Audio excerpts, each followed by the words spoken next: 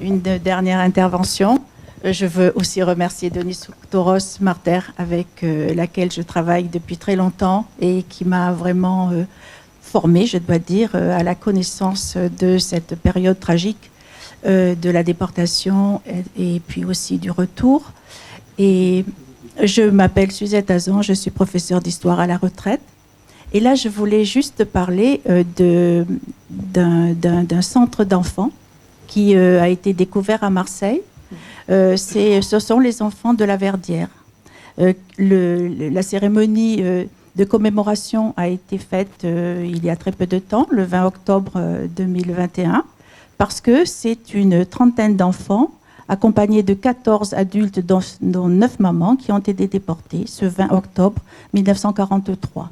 Et cette maison de la Rose, ou que l'on appelait aussi le château de la Verdière, a été très longtemps méconnu parce qu'on ne savait pas le situer et on n'avait absolument pas de documentation ni de témoignage. Il a fallu vraiment un travail très, très, très long, organisé par l'amicale des déportés d'Auschwitz, avec Monsieur Haben, qui était le secrétaire de l'amicale à ce moment-là, et évidemment Denis Toros Marter aussi, pour que l'on arrive à trouver quelques témoins dont la famille avait été déportées ce jour-là. C'était en général des jeunes femmes à l'époque qui avaient été protégées par l'OSE et envoyées dans la zone italienne et donc qui n'ont pas été internées dans ce centre d'enfants. Alors, juste vous dire comment ce centre, pourquoi ce centre existait, c'est parce que tout simplement, il y avait beaucoup de rafles et de déportations dans la région de Marseille et le président sud de l'UGIF, qui était Raymond Raoul Lambert à cette époque, a essayé de négocier avec les Allemands pour que les femmes qui avaient des enfants en bas âge ne partent pas. Et beaucoup de personnes avaient déjà été prises en otage par les Allemands dans des centres d'accueil, dans des centres d'assistance à la rue de la Joliette et de la République. Et finalement, ces enfants, pour la plupart avec leur maman, ont été envoyés dans une maison qui accueillait des vieillards juifs à la Clue, au Camoin. Et lorsque ces enfants étaient trop nombreux avec leur maman, l'UGIF, c'est-à-dire l'Union générale des Israélites de France, qui était un organisme qui avait été imposé par les Allemands pour regrouper toutes les associations juives d'aide, etc., dont l'OSE par exemple, eh bien l'UGIF, la Gestapo lui a demandé de louer une pièce, un bâtiment qui s'appelait à la Rose, qui s'appelait le château de la Verdière. C'était un hôtel pour convalescents.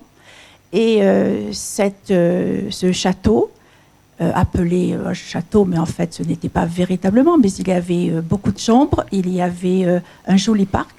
Et ce château donc a été loué par l'UGIF sur ordre de la Gestapo en mai 1943, c'est-à-dire suite aux grandes rafles de Marseille. Et c'est là que les enfants et leurs mamans sont venus s'installer, par ordre évidemment, et les mamans ont été obligées d'amener avec elles le reste de leurs enfants qui restaient éventuellement dans la famille avec le père, etc. La vie quotidienne pouvait être à peu près assurée, effectivement, sous la direction d'Alice Salomon, qui était une directrice qui venait de l'OSE, d'un assistant, un étudiant en médecine, et en même temps d'autres personnels.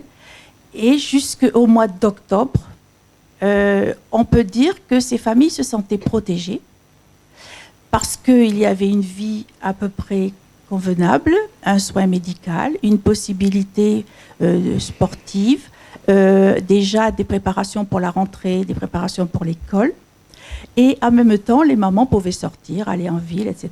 Mais ne jamais partir avec toute la famille, c'est-à-dire laisser les enfants évidemment au centre et revenir toujours le soir au cas où la Gestapo viendrait dénombrer.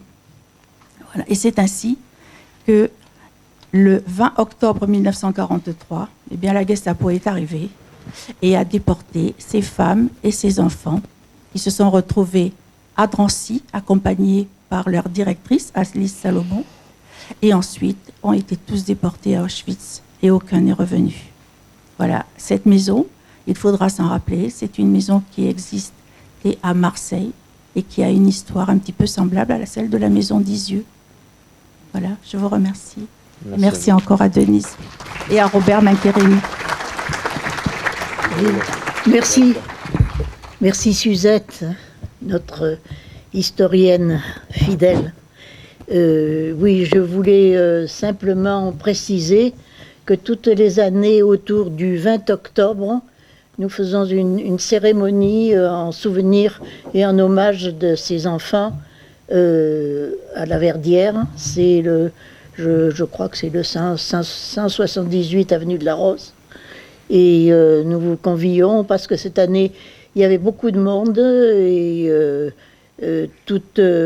chaque fois, nous essayons de rappeler le souvenir de ces 30 enfants et de la directrice Alice Salomon et du jeune homme aussi qui les a accompagnés jusque dans la mort.